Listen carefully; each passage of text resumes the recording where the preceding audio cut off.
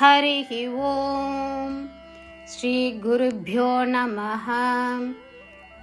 These shlokas are recorded by separating the stanza word by word for easy learning.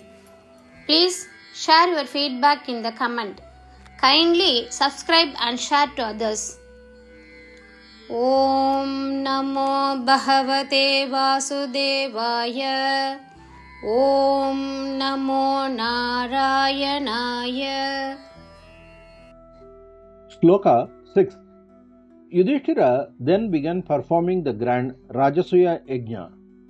During the ceremony, all the kings joyfully served in the roles assigned to them. You, O Lord of the universe, humbly took the role of washing the feet of holy men and Brahmins. What more can be said about the greatness of Yudhishthira's good fortune to have even the Supreme Lord serving in his sacred ritual? 6. யுதிஷ்டிரர் பின்னர் பிரம்மாண்டமான ராஜசூய யாகத்தை நடத்தத் தொடங்கினார். விழாவின் போது அனைத்து மன்னர்களும் தங்களுக்கு ஒதுக்கப்பட்ட பணிகளை மகிழ்ச்சியுடன் செய்தனர். ஓ அகிலத்தின் இறைவா, நீர் புனிதர்களுக்கும் பிராமணர்களுக்கும் பாதங்கள் கழுவும் பணியை பணிவுடன் மேற்கொண்டீர். பரம்பொருளே, தனது புனித சடங்கில் சேவை செய்த யுதிஷ்டிரரின் நல்வாய்ப்பை பற்றி வேறு என்ன சொல்ல முடியும்? ശ്ലോകം 6. പിന്നെ യുധിഷ്ഠിരൻ മഹത്തായ രാജസൂയ യജ്ഞം നടത്താൻ തുടങ്ങി. ചടങ്ങിനിടെ എല്ലാ രാജാക്കന്മാരും സന്തോഷത്തോടെ തങ്ങളെ ഏൽപ്പിച്ച പങ്കുകൾ നിറവേറ്റി. ഹേ പ്രപഞ്ചനാഥ, പുണ്യപുരുഷന്മാരുടെയും ബ്രാഹ്മണരുടെയും പാദങ്ങൾ കഴുകുന്ന വേഷം അങ്ങ് എളിമയോടെ ഏറ്റെടുത്തു. പരമേശ്വരൻ പോലും തന്റെ പുണ്യകർമ്മത്തിൽ ശുശ്രൂഷ ചെയ്യുന്ന യുധിഷ്ഠിരന്റെ ഭാഗ്യത്തെക്കുറിച്ച് മറ്റെന്താണ് പറയാൻ കഴിയുക? ശ്രീമൻ നാരായണീയം ദശകം 85 ശ്ലോക 6. പ്രചകൃഷി യുധിഷ്ഠിരേ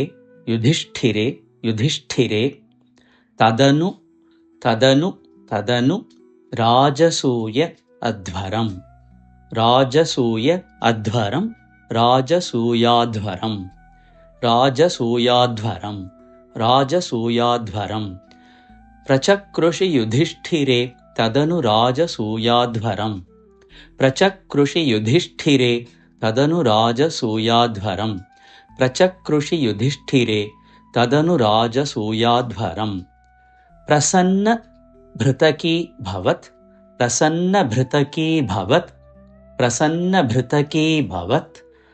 സകല രാജക വ്യാകുലം പ്രസന്ന ഭൃതകീ ഭവത് സകല രാജക വ്യാകുലം പ്രസന്ന ഭൃതകീ ഭവത് സകല രാജക വ്യാകുലം പ്രസന്ന ഭൃതകീ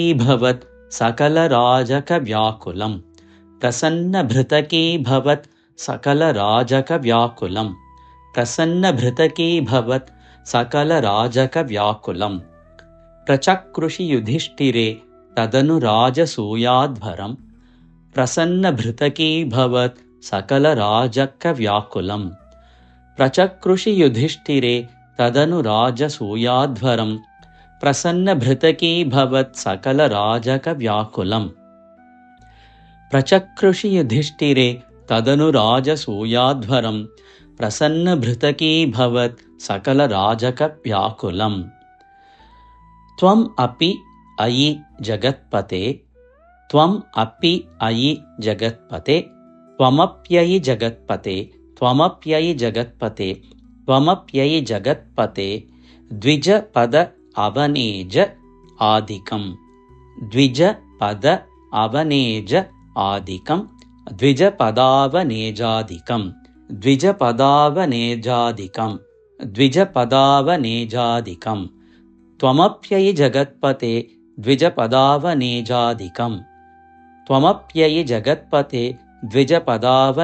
ആദികം ത്വമപ്യയി ജഗത്പതേ ദ്വിജപദാവനേജാദികം ചകർത്ഥ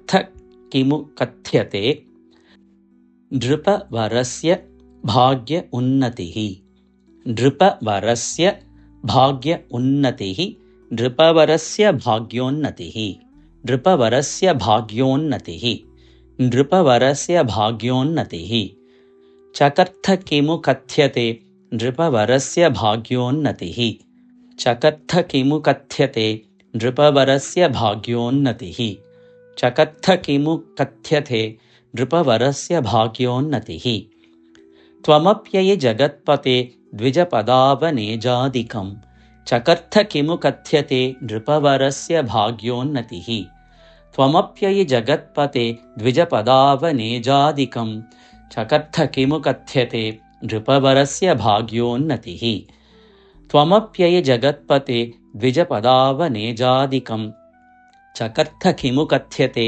नृपवरस्य भाग्योन्नतिः प्रचकृषि युधिष्ठिरे तदनु राजसूयाध्वरं प्रसन्नभृतकीभवत् सकलराजकव्याकुलं त्वमप्ययि जगत्पते द्विजपदावनेजादिकं चकर्थ किमु कथ्यते नृपवरस्य भाग्योन्नतिः प्रचकृषि युधिष्ठिरे तदनु राजसूयाध्वरं प्रसन्नभृतकीभवत् सकलराजकव्याकुलं त्वमप्ययि जगत्पते द्विजपदावनेजादिकं चकर्थ किमु कथ्यते नृपवरस्य भाग्योन्नतिः प्रचकृषि युधिष्ठिरे तदनु राजसूयाध्वरं प्रसन्नभृतकीभवत् सकलराजकव्याकुलं त्वमप्ययि जगत्पते द्विजपदावनेजादिकं चकर्थ किमु कथ्यते नृपवरस्य भाग्योन्नतिः प्रचकृषि युधिष्ठिरे तदनु राजसूयाध्वरं प्रसन्नभृतकीभवत् सकलराजकव्याकुलं त्वमप्ययि जगत्पते द्विजपदावनेजादिकं चकर्थ किमु कथ्यते नृपवरस्य भाग्योन्नतिः प्रचकृषि युधिष्ठिरे तदनु राजसूयाध्वरं प्रसन्नभृतकीभवत् सकलराजकव्याकुलं त्वमप्ययि जगत्पते द्विजपदावनेजादिकं चकर्थ किमु कथ्यते नृपवरस्य भाग्योन्नतिः प्रचकृषि युधिष्ठिरे तदनु राजसूयाध्वरं प्रसन्नभृतकीभवत् सकलराजकव्याकुलं त्वमप्ययि जगत्पते द्विजपदावनेजादिकं चकर्थ किमु कथ्यते नृपवरस्य भाग्योन्नतिः प्रचकृषि युधिष्ठिरे तदनु राजसूयाध्वरं प्रसन्नभृतकीभवत् सकलराजकव्याकुलं त्वमप्ययि जगत्पते द्विजपदावनेजादिकं चकर्थ किमु कथ्यते नृपवरस्य भाग्योन्नतिः